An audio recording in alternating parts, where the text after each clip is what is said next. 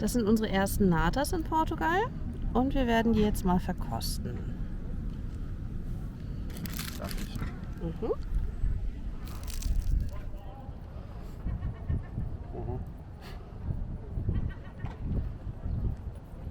Auf einer Skala von 1 bis 10? 6. Sind leider nicht warm. Sind okay? Okay. Leider nicht mehr ganz so knusprig die Geschichte. Ein bisschen wenig Pudding für meinen Geschmack. Also ich würde auch bei der 6 von 10 mitgehen.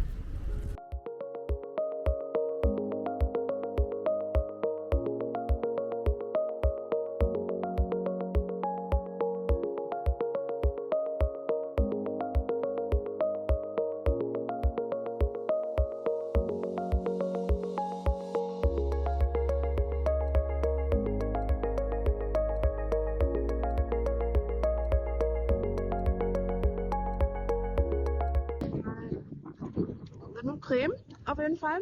Ist leider nicht mehr warm, ist auch eher kühl. Aber durch das Knusprige viel, viel besser. Ich würde sagen, das ist mindestens eine 7,5 von 10.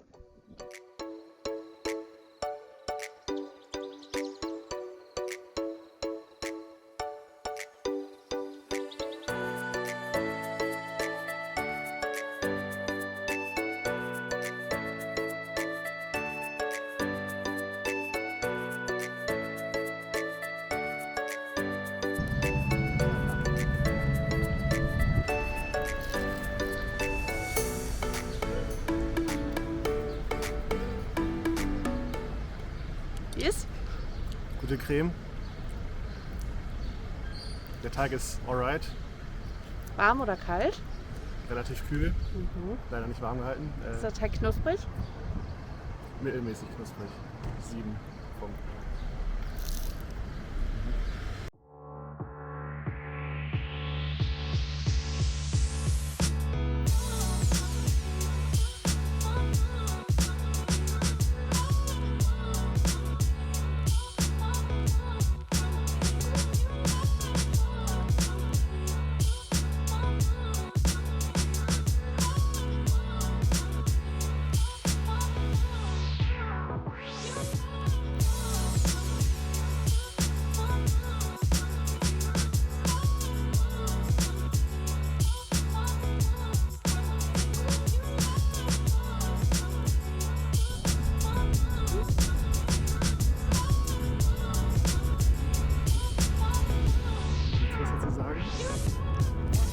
Wir essen jetzt die ersten Natas in Lissabon und da waren wir bei, ja, wir sprechen es mal lieber nicht aus, ihr wisst wahrscheinlich selber, wie es heißt. Wir hoffen, dass sie noch ein bisschen warm sind. Als wir sie gekauft haben, waren sie noch ein bisschen warm. Und wir werden jetzt gleich erfahren, ob das immer noch der Fall ist. Wir sitzen hier übrigens an der Ponte Abril Brücke, die sieht man vielleicht ein bisschen im Hintergrund. Sind noch ein bisschen warm und sehr, sehr lecker. Ja. Die Creme ist richtig gut. Zeig mal.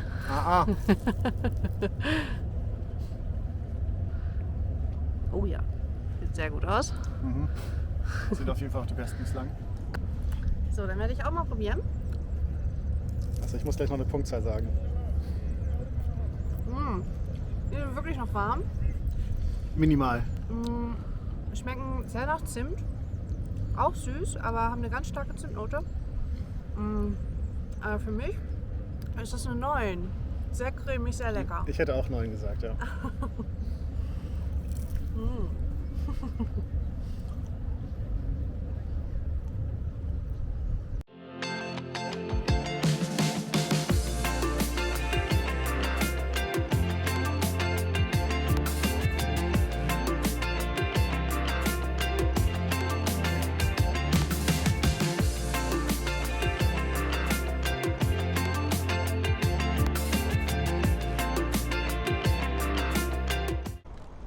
Auf zum nächsten Nata-Test.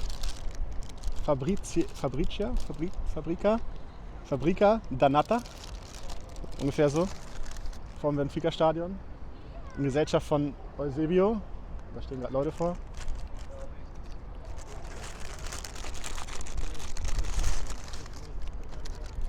Wir haben extra nach warm gefragt. Die waren heiß, hat sie gesagt. Mhm. Ist wirklich sehr warm.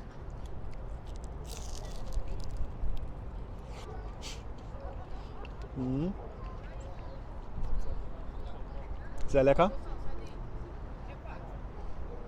Wirklich nicht so ganz so süß, was aber auch eigentlich ganz gut ist zur Abwechslung. Sehr knusprig.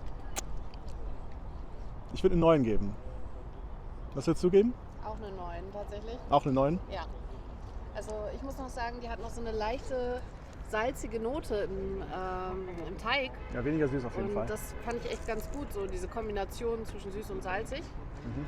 Und die Creme fand ich nicht so gut wie gestern. Aber der Teig ist dafür extra knusprig. Also viel, viel besser als bei den anderen Natas, finde ich, die wir bisher hatten. Mhm. Stimme ich zu.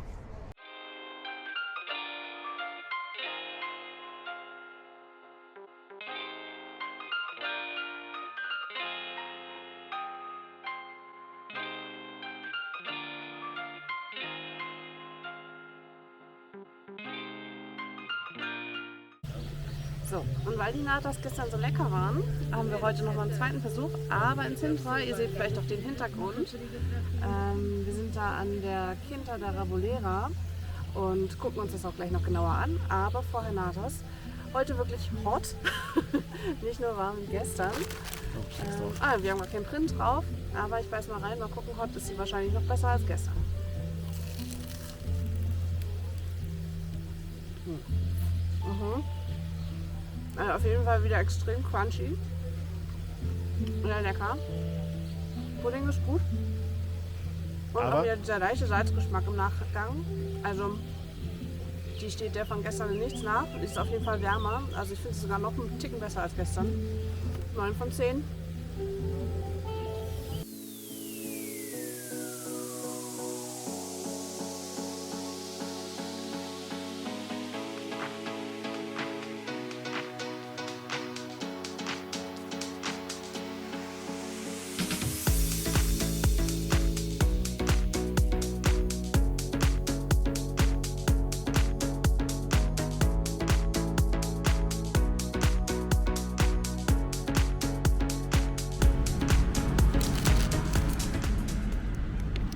Wir haben heute Pastéis de Belem.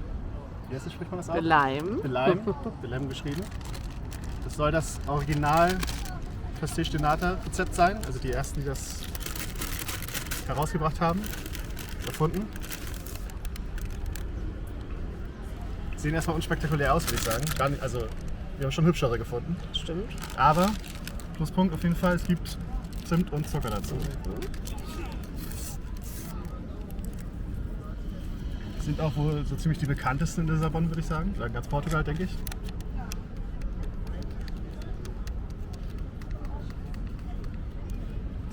Macht man hier viel drauf? Ne? Ich glaube schon.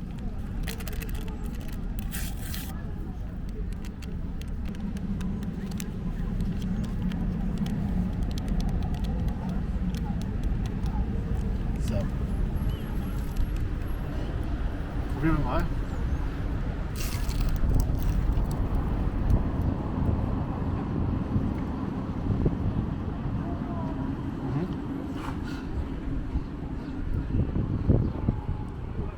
Also er unterscheidet sich auf jeden Fall deutlich von anderen, würde ich sagen. Inwiefern?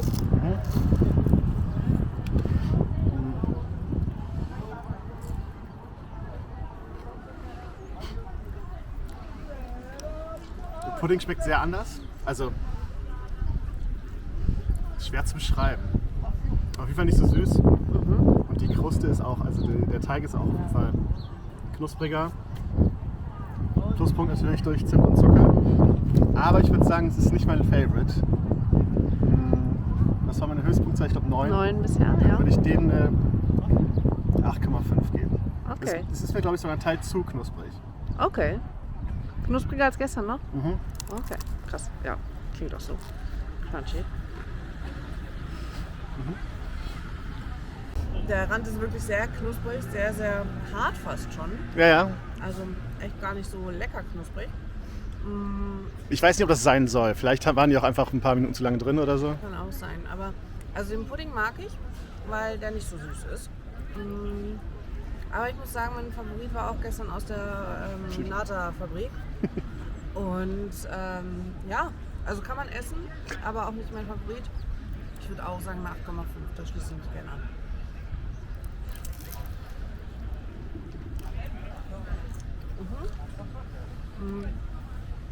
Übrigens, Luan hat ja vorhin schon gesagt, dass die ersten Natas waren, die wurden vorher von den Mönchen, die in dem Kloster Geronimo gewohnt haben, erfunden. Und deshalb dachten wir, verkosten wir die auch einfach mal direkt vor dem Kloster.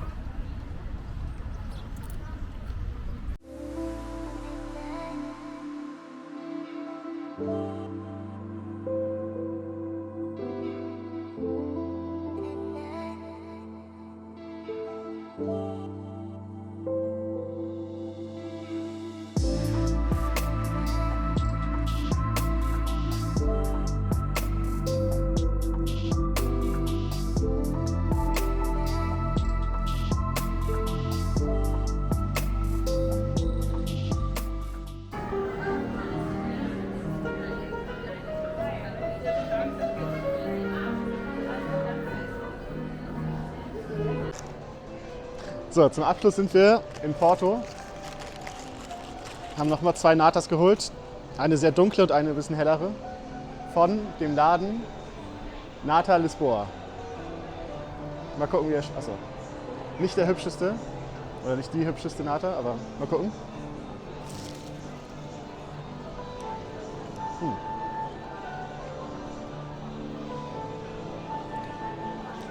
Ist noch warm. Sehr cremig.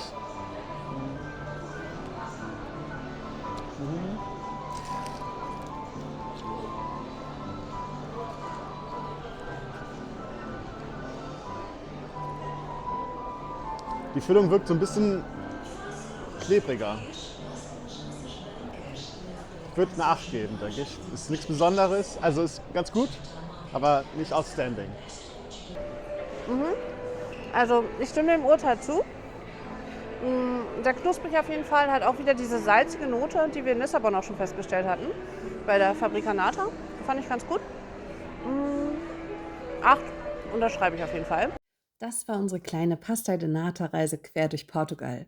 Wenn es euch gefallen hat, lasst uns gerne ein Like da oder folgt uns für weitere kulinarische und feline Reiseabenteuer quer durch die Welt.